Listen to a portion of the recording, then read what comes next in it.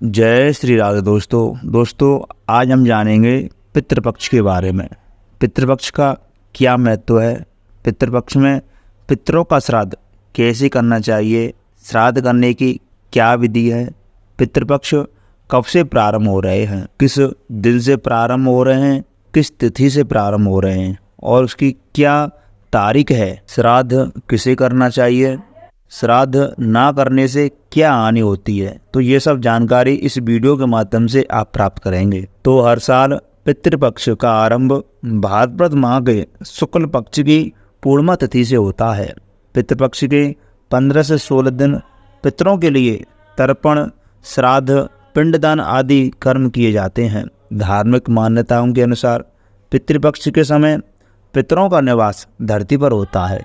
जो पितर तृप्त या अतृप्त होते हैं सबके लिए ही तर्पण श्राद्ध किए जाते हैं। जिन लोगों पर पितृदोष होता है वे भी पितृपक्ष में उससे मुक्ति के उपाय कर सकते हैं, अपने नाराज पितरों को खुश कर सकते हैं। पितृपक्ष में तर्पण, श्राद्ध आदि के लिए 16 तिथियां होती हैं।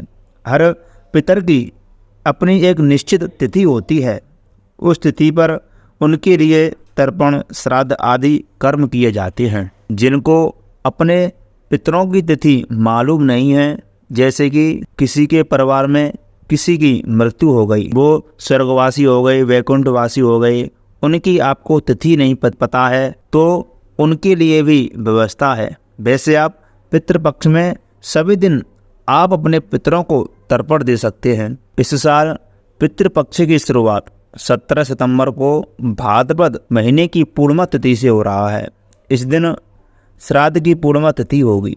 पितृपक्ष का समापन 2 अक्टूबर को सर्वपितृ अमावस्या यानी कि आश्विन अमावस्या के दिन होगा।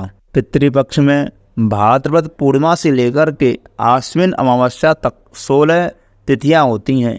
जिस व्यक्ति का निधन जिस तिथि को हुआ होता है उसका तर्पण, श्राद्ध आदि पितृपक्ष की उसी तिथि पर होता। जैसे कि किसी व्यक्ति का निधन सावन माह के कृष्ण पक्ष की चतुर्थी तिथि को हुआ है तो उस व्यक्ति के लिए तर्पण, श्राद्ध, पिंड आदि पितृपक्ष में श्राद्ध चतुर्थी तिथि को होगा। यदि किसी भी व्यक्ति के निधन की तिथि पता ना हो, जानकारी ना हो, तो उस व्यक्ति के लिए भी पितृपक्ष में व्यवस्था की गई है। यदि वह पुरुष है तो उसका श्राद्ध, तर्पण, पिंडदान आदि सर्वपितृ अमावस्या के दिन करना उचित होता है। उसी दिन उसका तर्पण इत्यादि कार्य करना चाहिए। यदि वह महिला है तो उसका श्राद्ध, तर्पण आदि जो भी कर्म है मातृनवमी यानी कि पितृपक्ष में श्राद्ध की 9वीं तिथि के दिन करना चाहिए। श्राद्ध संपन्न करने के लिए कुपित रोहिणी मुहूर्त बहुत अच्छा माना गया है। इन मुहूर्तों में पिंडदान, श्राद्ध इत्यादि कर्म करना बहुत अच्छा शुभ माना जाता है। इस समय में आप अपने पितरों का तर्पण करते हैं, श्राद्ध करते हैं।